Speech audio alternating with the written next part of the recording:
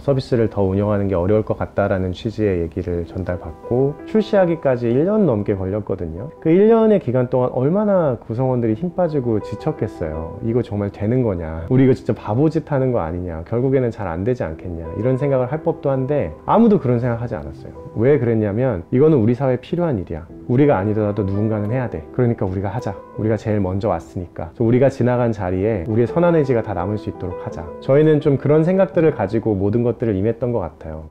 안녕하세요. 저는 토스 서비스팀을 이끌고 있는 이승건입니다.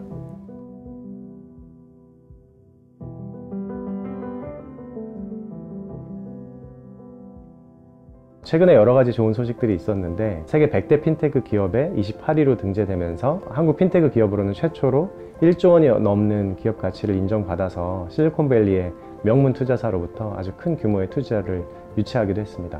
토스를 처음 생각한 것은 사실 2013년 가을쯤이에요. 그때 제가 송금하는 게 너무 불편해서 사업도 잘 안 되는데 짜증이 나서 이 문제를 좀 어떻게 풀 수 없을까, 그런 고민을 하게 됐고요. 저희가 이제 제품을 만들기 전에 서비스를 소개하는 랜딩 페이지를 13년 말에 런칭을 했는데 별다른 소개를 하지 않았는데 주말인데도 불구하고 2만 명이 넘는 굉장히 많은 분들이 홈페이지에 와서 이 서비스 사용해보고 싶다고 신청을 해주셨어요. 토스라는 서비스를 하기 전부터 오랫동안 여러 가지 서비스를 했던 팀인데 어떻게 보면 4년 넘는 고생의 기간 끝에 9번째 만에 정말로 소비자들의 광범위하고 폭발적인 사랑을 받는 서비스를 처음 발견한 거였거든요. 이게 진짜 이제 앞으로 일어날 일들, 그리고 소비자들의 삶을 바꿔나갈 것들을 생각하니까 너무 행복했거든요. 그래서 그런 열광적인 반응을 확인하고 2014년 2월경에 실제 앱 서비스를 처음으로 런칭하게 됐었습니다. 서비스를 6개월 정도 운영하던 와중에 은행에서 이제 연락이 온 거죠. 규제 당국으로부터 연락이 왔는데 더 이상 서비스를 운영하지 말라는 공문 형태의 내용이 왔기 때문에 은행 입장에서도 더 이상 서비스를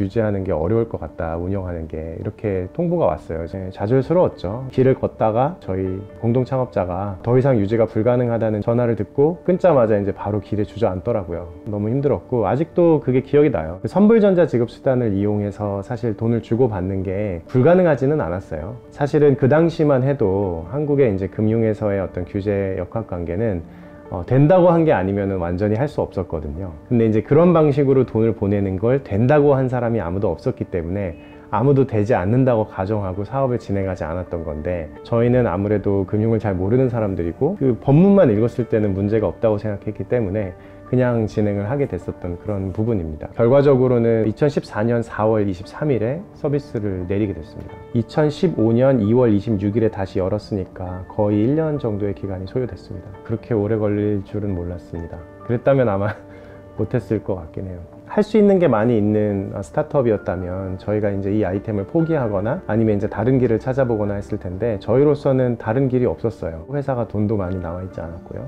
제일 먼저 머릿속에 떠올랐던 생각은 잘 알려야겠다라는 거였어요. 결과적으로 이 서비스가 운영이 된다고 했을 때 소비자를 비롯해서 스타트업인 저희 회사, 그리고 이제 금융당국, 금융기관들, 이 모든 이해관계자들이 사실은 모두 이익을 볼 수 있는 그런 모델이라고 생각을 했거든요. 그래서 이게 충분히 잘 알려지기만 한다면, 그리고 사람들이 공감해 준다면 그 이해관계자들로부터 좋은 반응을 다시 얻을 수 있을 거라는 막연한 자신감은 있었던 것 같아요.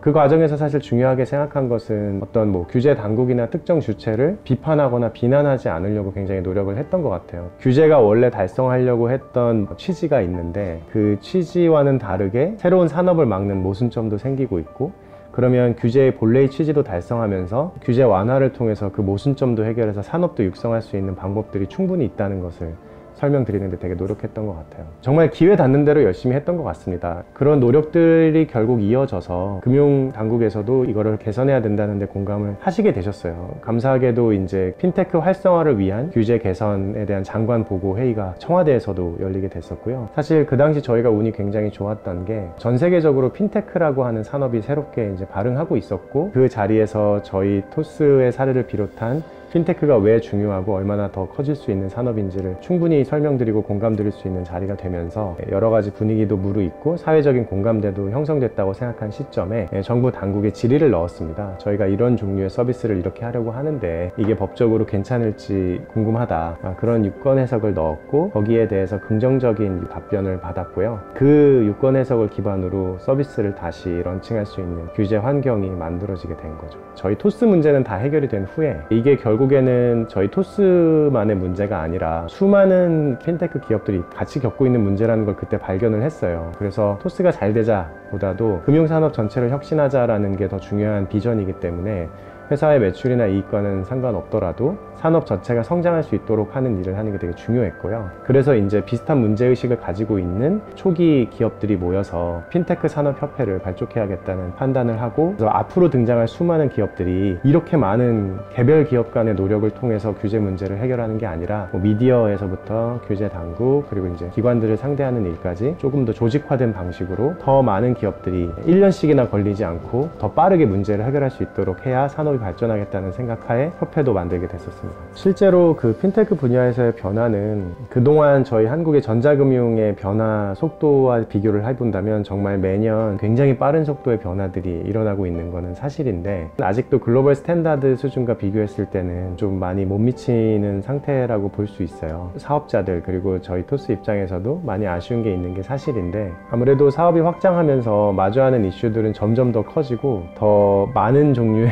규제들과 맞닿게 되는 것 같아요. 기존의 금융거래들은 대부분 이제 오프라인에서 많이 됐던 것들인데, 이게 이제 온라인에서 될 수 있도록 만드는 게 저희 회사의 가장 중요한 아젠다 중에 하나거든요. 예를 들면 대한민국 사람이면 누구나 대출 하나씩은 가지고 있잖아요. 전세든 신용대출이든. 근데 내가 어디서 제일 싼 대출 금리를 받을 수 있는지 아무도 몰라요. 어느 은행에 어느 지점에서 가장 싸게 해줄 수 있는 조건을 제시할 수 있는지 아무도 모릅니다. 더 중요한 거는 그것들을 비교해서 볼 수 있는 곳들도 존재하지 않아요. 되게 이상하지 않나요? 한국인들 누구나 대출에 되게 민감하고 어떻게 하면 더 낮은 금리의 대출을 받을까 고민하는데, 결국 가는 곳은 회사나 집 근처에 그냥 주거래 은행의 지점이란 말이죠. 근데 이게 이제 이렇게 된 이유가 일사전속주의라고 하는 좀 민감한 법에 걸려있기 때문에 여러 가지 대출 상품을 비교해서 보여주고 파는 게 사실 불가능합니다. 실제로 이 규제는 어떤 거냐면, 대출을 중개하는 회사가 단 하나의 금융기관의 대출만 중개해야 된다는 법입니다. 그 대출을 중개하는 회사가 여러 금융기관의 여러 대출 상품을 중개할 수 없도록 하는 법인데,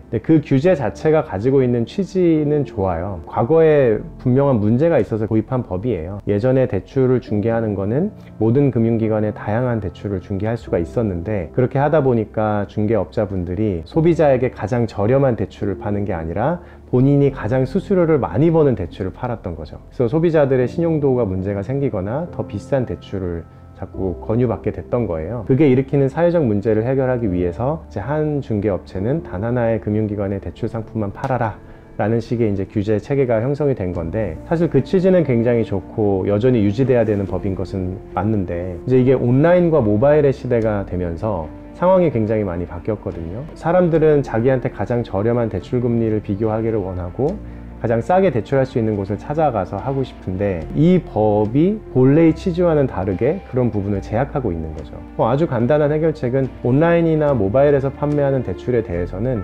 일사전속에 대해서 예외 조항을 두면 될 것 같아요. 상품을 모두 다 늘어놓고 그것들을 비교해서 보여주는 이런 목적을 가지고 있는 사업에 대해서는 일사전속을 예외 조항으로 한다. 이렇게만 하면 규제의 본래적 취지를 달성하면서도 이 문제도 해결할 수 있을 것 같거든요. 항상 규제 문제를 어떻게 해결해야 될까를 생각을 할 때 저희는 저희가 원하는 대로 무조건 해달라고 하기보다는 그 규제가 생긴 이유가 있고, 그 규제를 해결해 주기 어려운 금융당국의 이유도 있거든요. 그 이유는 보통 근데 맞는 이유들이기 때문에 그 이유를 해치지 않으면서 달성할 수 있는 방법을 달성하려고 하는 좋은 취지도 분리해서 생각하는 노력들을 하게 되는 것 같아요. 결론적으로 규제 완화는 이해관계자 모두가 혜택을 본다는 생각 속에서만 가능하다고 생각을 하고요. 어떤 이해관계자의 이익을 침해하거나 빼앗는 형태의 그런 규제 변화들은 이루어지기 어렵거나 이루어진다고 하더라도 장기적으로 지속된다고 보기도 어려울 것 같아요. 새로운 금융 서비스를 최초로 런칭하는 사례가 정말 많다 보니까 새로 런칭하는 서비스마다 한 번도 한국에서 논의된 적 없던 규제 문제들을 새롭게 발견하고 논의하고, 규제 방향과 이 서비스가 잘 되기 위해서 필요한 규제 변화의 모습들을 처음 설계하고 디자인하는 경우가 아주 많습니다. 사실 답답하죠. 누가 먼저 그렇게 해놓은 서비스들을 가지고 와서 그들이 이미 짜놓은 규제 환경을 그대로 도입하면은 저희는 빠르게 더 갈 수도 있는데, 왜 우리는 이렇게 맨날 먼저 매맞고 먼저 규제를 바꾸고 해야 되냐. 사실 이런 부분에 대해서도 되게 필요의식이 높은 게 사실이거든요. 선구자로서 환경을 먼저 만들고 더 많은 혁신을 다 같이 일으킬 수 있도록 우리가 마중물을 만들자. 사실 이렇게 하다 보니까 규제가 바뀌었을 때 첫 기회를 맞이하는 게 저희 회사이기도 해서 되게 성장이나 매출 이런 면에서도 오히려 더 잘 됐던 것 같거든요. 되게 재미있는 게 실제로 이제 규제 해결을 하기 위해서 여러 가지를 노력을 해보다 보니까 큰 문제일수록 풀기가 더 쉽더라고요. 더 많은 사람들의 삶에 영향을 더 큰 폭으로 미치는 규제일수록 규제가 더 첨예하고 그래서 더 풀기 어렵다고 생각할 수 있는데 작은 문제가 오히려 더 풀기 어려운 것 같아요. 작은 문제는 사람들이 관심이 없고 그게 사회적인 영향력이 크지 않기 때문에 바꾸기가 어려운데 오히려 굉장히 큰 문제일수록 공감대를 얻기가 쉽기 때문에 결국에는 그 규제 풀기도 더 수월해지는 것 같아요. 그래서 팀원들은 사실은 항상 그렇게 생각을 해요. 된다 안 된다를 생각하지 않고 실제 소비자들이 더 큰 편익을 보기 위해서 규제, 사업 환경, 회사 구조, 사업의 구조까지 어떻게 바뀌어야 되는지를 창의적으로 생각해서 어떤 파괴적인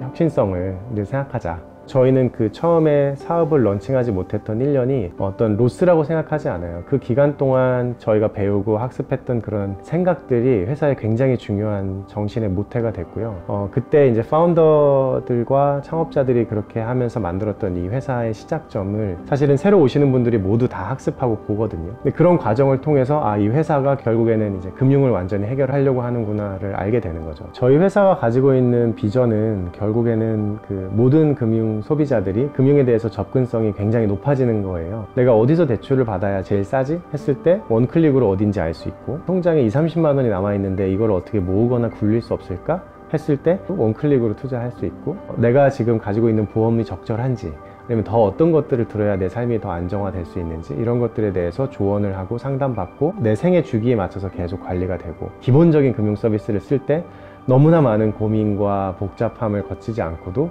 아주 간편하게 할 수 있고 동시에 안전하게 토스 송금을 할 때 걸리는 시간은 정말 수십 초도 안 돼요. 근데 이거를 기존의 인터넷 뱅킹이나 모바일 뱅킹으로 하려고 하면은 3분 이렇게 걸리거든요. 그러면 사실은 토스 서비스가 한번 사용될 때마다 저희가 고객에게 2분 30초 정도 되는 시간을 세이브를 해주는 건데 한두 번은 별게 아닐 수 있지만 여태까지 세이브해준 고객의 시간이 2500년 정도가 넘거든요.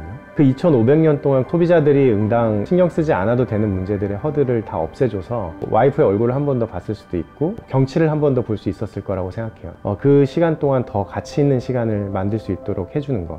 저희가 만들어가는 사회적인 편익은 이런 거예요. 사실 저는 규제와 가장 민감하게 관련된 산업에서 여러 가지 사업을 전개하면서 규제의 문제라고 생각을 많이 했었는데요. 요새 제가 가지게 되는 생각은 조금 다릅니다. 이게 결국에는 규제의 문제가 아니고 사회적으로 존재하는 사회적 신뢰 자본의 크기의 문제라는 생각을 많이 하게 됐어요. 규제가 강력하게 도입이 되는 이유는 소비자들을 보호해야 한다는 정부의 가장 중요한 기본적인 정책적 입장이 반영되는 거거든요. 소비자들을 보호하지 않을 경우 기업이 소비자들에게 해를 끼칠 수 있는 사업 활동을 할 수도 있고 또 소비자들이 충분히 인지하지 못한 상태에서 피해를 보는 거래를 할 수 있다고 생각하기 때문에 그 행위를 원천적으로 차단하기 위해서 규제라는 벽을 만드는 것 같거든요. 그런 상황들을 어떻게 해결하냐고 하면 두 가지 방법이 있는 것 같아요. 규제를 해서 막는 게 하나의 방법이겠죠. 그게 한국이 하는 방법인 것 같고요. 두 번째는 개인을 더 믿어주는 거예요. 충분히 성숙한 판단력을 가지고 있는 어른이라면 충분히 고지가 되고 충분히 이해한 상태에서 거래를 할 것이고 그러한 규제가 없다고 하더라도 그런 본인에게 해가 될 수 있는 거래는 하지 않을 것이다. 그리고 회사에서도 다른 법을 통해서 상법이든 기본적으로 존재하는 법을 통해서 소비자들에게 피해를 주지 않는 모티베이션이 돼 있을 것이다. 소비자들이 기업을 신뢰하고 금융당국이 기업을 신뢰하고 기업도 그 신뢰에 걸맞는 서비스들을 제공하는 이런 사회적인 신뢰 자본이 사실 쌓여 있으면 규제가 없어도 문제가 안 생기거든요. 근데 한국은 너무 오랫동안 소비자들이 정보 주권이 없고 정보를 모르고 판단력이 부족해서 규제라는 보호막을 통해서 어떻게 보면 아이처럼 다뤄야 된다라는 생각에 너무 오래 있었던 게 아닌가 싶고요. 저는 규제 문제를 해결함에 있어서 사회적인 신뢰 자본을 어느 정도라고 우리가 볼 것이냐 이게 좀 다시 계측돼야 되는 것 같고요. 규제를 막 도입하기보다는 좀 그런 서로 간의 사회적 신뢰 자본을 형성하는 방법들을 더 고민하는 게 사실은 좀 정답이지 않을까? 그런 생각을 좀 하고 있습니다.